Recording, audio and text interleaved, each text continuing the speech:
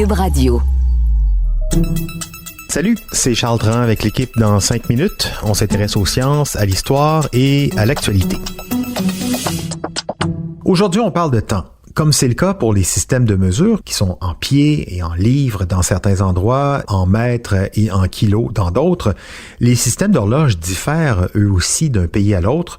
Ce combat entre le système de 12 heures et celui de 24 heures n'est pas nouveau. Il évolue depuis plusieurs siècles. Alors pourquoi dit-on 9h PM à New York et 21h à Montréal ou à Genève? C'est une grande question. Voici Sophie Croteau. Selon des preuves archéologiques, la première civilisation à avoir divisé la journée en 24 heures serait les Égyptiens. Le chiffre 12 était particulièrement important dans leur mythologie et la journée était donc divisée en 2 périodes de 12 heures chacune qui commençaient et se terminaient avec le lever et le coucher du soleil. On utilisait des cadrans solaires pour indiquer l'heure pendant la journée et des horloges à eau la nuit, un ingénieux système qui faisait tomber des gouttes graduellement dans un grand réservoir dont l'intérieur était marqué pour indiquer l'heure. Rapidement, le système des 24 heures est adopté par les Grecs et les Romains, puis par le reste de l'Europe.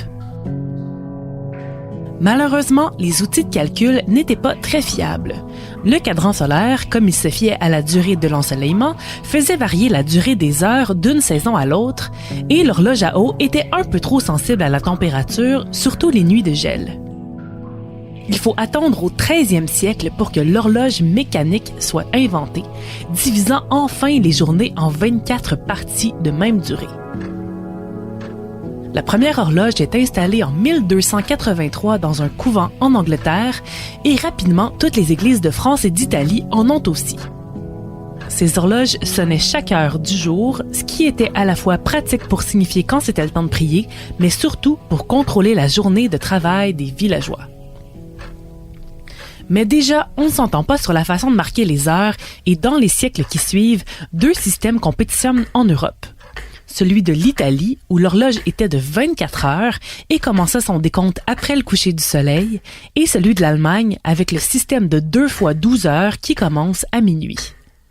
C'est éventuellement le système de 12 heures qui gagne du terrain, entre autres parce que l'aiguille se déplaçait moins, ce qui endommageait moins la corde dans le mécanisme de l'horloge. Avec des systèmes différents d'un bout à l'autre du globe et l'avènement des déplacements rapides en train, il est un peu compliqué de s'y retrouver pour les voyageurs.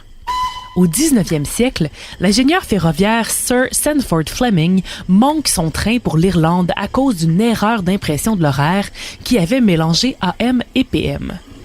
Fâché de l'incident, il fait son cheval de bataille de généraliser l'utilisation des 24 heures et des fuseaux horaires partout dans le monde. Le système est adopté graduellement par les compagnies de train et l'armée, le Canada étant le premier pays à l'imposer d'un océan à l'autre via le Canadian Pacific Railway en 1886. Malgré les efforts de Sir Fleming, les 2 systèmes continuent de coexister aujourd'hui avec leur lot de confusion. Les horloges mécaniques, même si elles n'utilisent plus de cordes pour alimenter leur mécanisme, fonctionnent toujours sur un système de 2 fois 12 heures. Quelques pays, dont les États-Unis, l'Inde et l'Australie, utilisent aussi ce système à l'écrit et à l'oral avec le fameux AM et PM. Le système de 24 heures est le plus répandu et est celui utilisé universellement par l'armée, au grand désarroi des Américains qui voyagent. Mais malheureusement, on n'arrive pas à s'entendre sur la façon correcte d'écrire minuit, soit l'heure 0 ou 24, et on continue d'être confus lorsque vient le temps d'avancer l'heure ou de changer de fuseau horaire.